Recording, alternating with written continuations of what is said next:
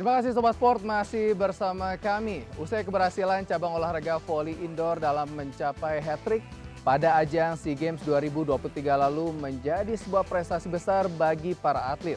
Keberhasilan ini sukses membuahkan medali emas bagi tanah air. Dan untuk membahas lebih dalam, kita akan berbincang secara langsung bersama manajer Timnas Voli Indoor Indonesia, Bung Lodrians Mas Payitela. Salam olahraga, Bung Lodri. Salam olahraga Jaya. Jaya. Bagaimana kabarnya? Kabar luar biasa baik. Para atlet bagaimana kabarnya? Para atlet sekarang lagi menikmati hasil menjadi, tapi yang terutama mereka sekarang menjadi selebritis.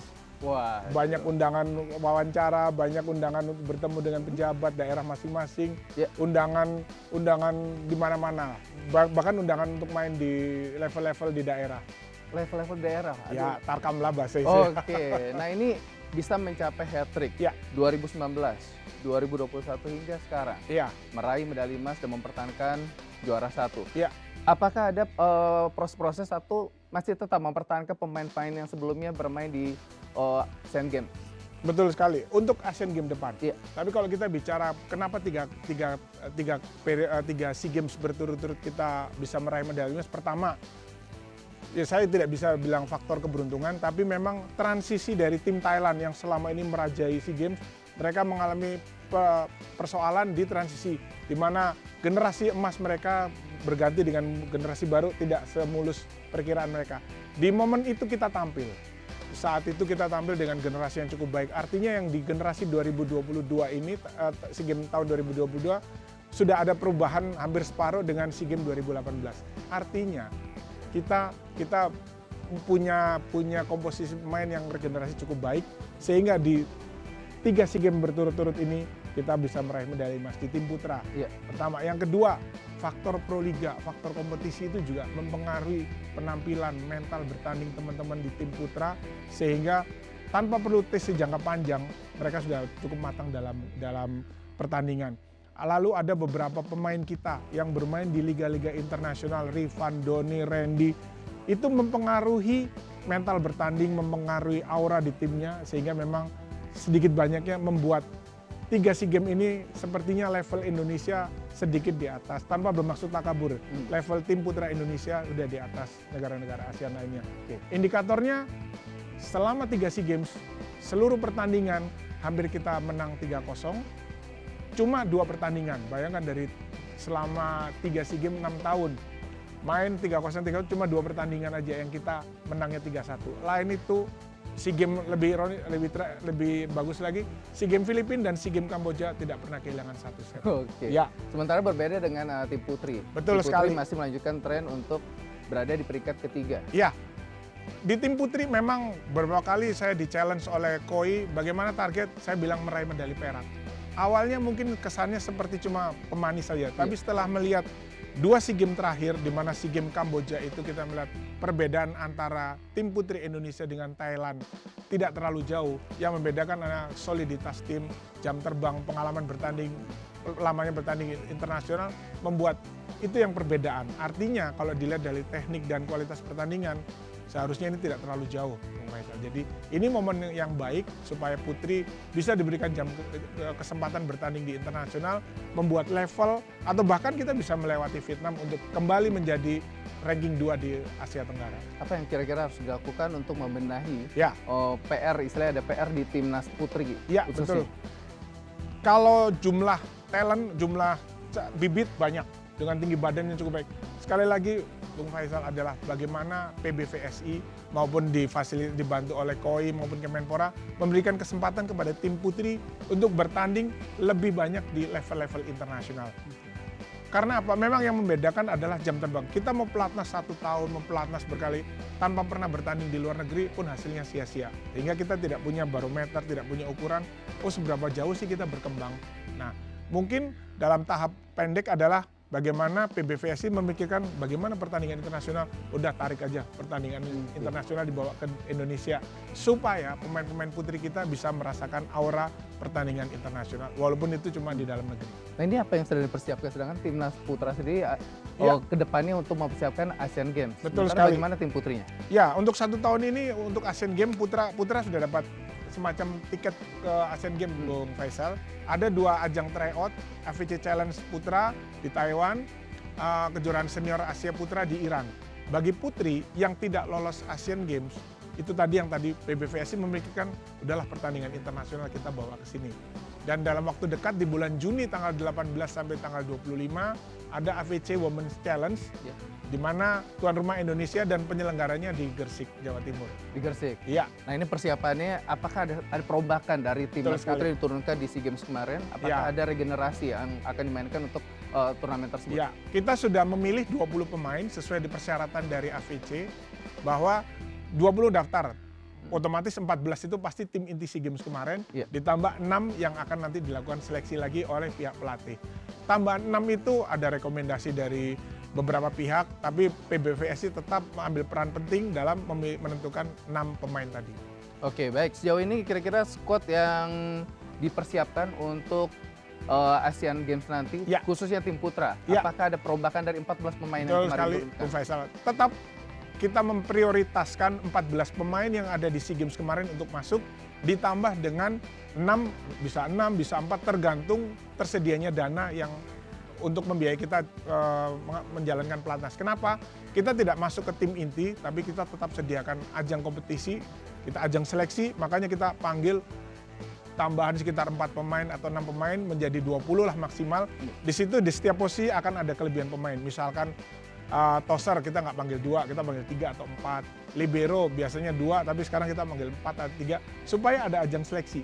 Jadi jangka waktu training camp dari bulan Juni sampai September kita akan melihat seleksi apakah pemain-pemain yang terpilih di SEA Games kemarin memang menunjukkan kualitas atau pemain yang tidak terpilih SEA Games punya motivasi dia bisa menggantikan pemain-pemain yang terpilih SEA Games. Ya, itu semua nanti kebijakan pelatih pada saat pelatnas. Ini menarik ya, kalau kita lihat kemarin kompetisi yang diturunkan memang 7 pemain ini sudah bermain di sebelum-sebelumnya ya? Iya, jadi ada pemain kita yang hat-trick sekitar 5 pemain, hat-trick dari SEA Games 2019, 2022, 2023. Ada 7 orang yang menjalankan dua SEA Games berturut-turut, ada 5 yang newcomer.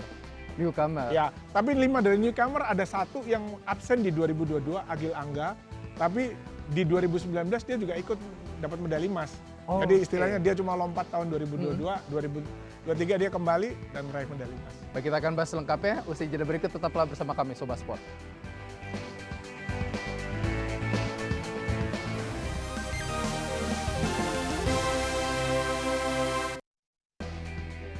Ya, terima kasih Anda masih bersama kami di Sport Today.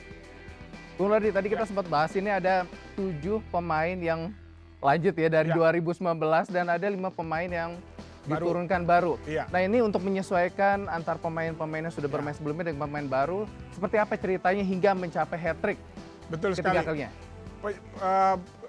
Mengenai penyesuaian antara pemain baru newcomer dengan 7 yang pemain lama SEA Games sebelumnya, saya pikir tidak banyak masalah. Kenapa? Karena sebelumnya di ajang Proliga mereka saling bertemu walaupun menjadi lawan. Secara periodisasi dalam 1 bulan itu memang masalah fisik kita nggak masalah. Masalah teknik, perbaikan teknik bukan menjadi problem. Problem adalah, sebenarnya bukan problem.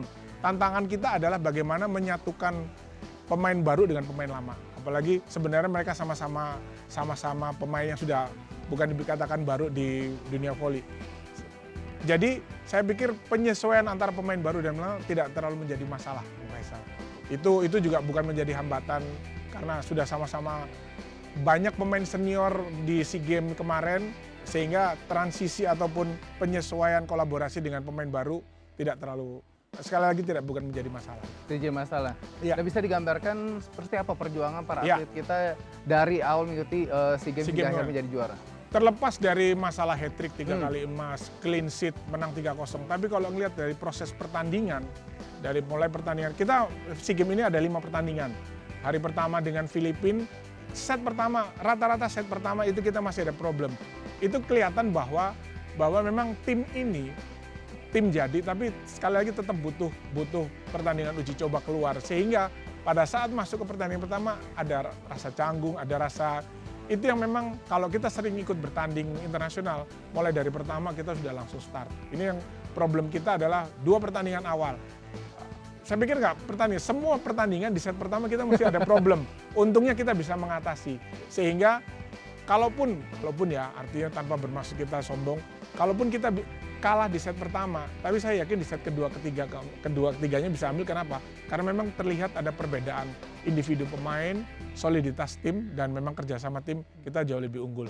Jadi kalau problem proses setiap pertandingan, memang set pertama selalu menjadi problem.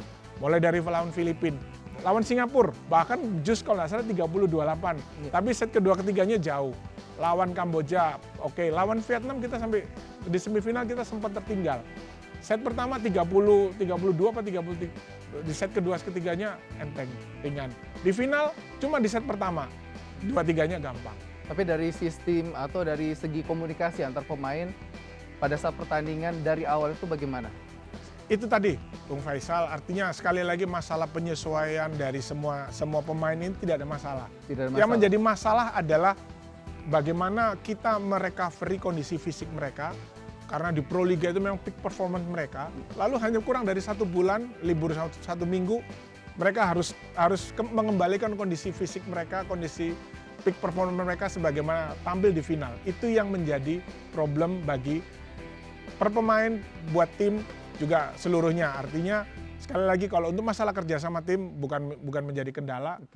Proses merecovery bagaimana mengembalikan kondisi fisik mereka seperti saat Pro Liga kemarin. Nah, ini berbicara soal performance. Ya. Ini kita melihat ada penampilan Doni Haryono mengalami cedera. Ya. Apa ya strategi yang dilakukan oleh coach?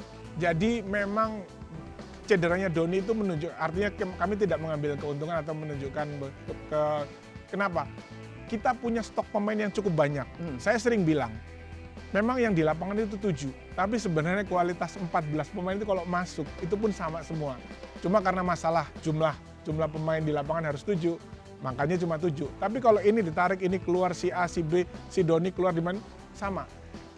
Saya punya data, catatan bahwa mulai dari pertandingan pertama lawan Filipina sampai dengan final, Mr. Jeff ataupun kita ini tidak punya starting tim yang baku. Ini bisa masuk, ini bisa keluar, ini bisa ganti. Kenapa? Karena memang kualitas individu dan tim kita bagus, sama-sama bagus. Oke, kita harapkan ke depannya semakin lebih baik lagi. Dan jika kita berbicara soal target ke depan, dari tim Putra sendiri khususnya. Wajar dong kalau kita bicara bahwa kita sudah 3 kali juara SEA Games, lalu kita berbicara di Asia. Terlepas apakah kita bisa terbaik di Asia, ya belum tentu. Tapi kan kita harus masuk melangkah, baru kita bisa melihat, oh kita di Asia ini cuma segini. Yang penting kita masuk dulu. Kalau bicara soal juara SEA Games, dengan segala hormat, ya kita juara SEA Games. Bahkan kalau saya bilang, sejak zaman generasi kami sudah meletakkan dasar juara SEA Games. Harusnya di generasi adik-adik kita yang generasi emas ini, mereka harus melangkah jauh.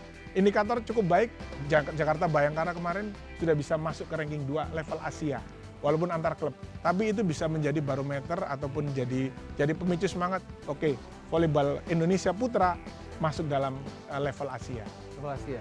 Jadi kita melihat peringkat dunia, berada di posisi berapa? Kalau tidak salah terakhir kita masih ada di peringkat 60 sampai 70, Bu Faisal. Artinya kita punya banyak kemungkinan caranya memperbaiki ranking adalah semakin banyak bertanding internasional, kita mendapat poin dan peringkat kita akan semakin naik.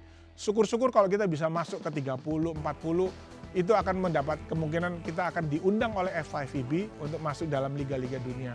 Kalau sudah masuk di level itu, keuntungan bukan untuk tim voli ataupun PBVSI semata, tapi bagi pemain, Bung Faisal. Artinya, kalau kita pemain-pemain tim Indonesia tampil di level-level yang lebih tinggi, banyak klub-klub dunia yang akan melihat pemain-pemain kita. Contoh, Rifan sudah main di Liga Jepang, Doni mengikuti di Liga Jepang, ada beberapa pemain yang sekarang mungkin sedang proses untuk main di Liga Korea, beberapa pemain Randy ataupun yang lainnya pernah main di Liga Bahrain. Artinya, perbola volian Indonesia sudah dilihat. Nah, sekarang bagaimana banyak pemain-pemain yang pengen, kenapa sih aku nggak bisa main di Liga Eropa? Kamu harus main di Liga Jepang atau di Liga Asia yang terbaik, itu yang akan menjadi sorotan kamu dipantau oleh level dunia, gitu Bu. Jadi jika melihat penampilan dari Doni dan juga beberapa teman-teman yang sudah bermain di Liga Internasional, betul. Impact apa yang telah diberikan untuk para pemain lainnya yang belum bermain di Liga Internasional? Ya, betul sekali. Saya sering bercanda mengatakan, apa sih bedanya voli Jepang, voli Indonesia, sama main-main voli. Tapi ada yang membedakan, adalah kehidupan sehari-harinya. Di Indonesia, Oke, Proliga liga profesional, tapi keseharian mereka tidak terlalu memikirkan voli. Saya sounding dengan Rifan, dengan Doni. Apa sih hidupmu? Mereka setiap hari berpikir tentang voli, hidup dengan voli.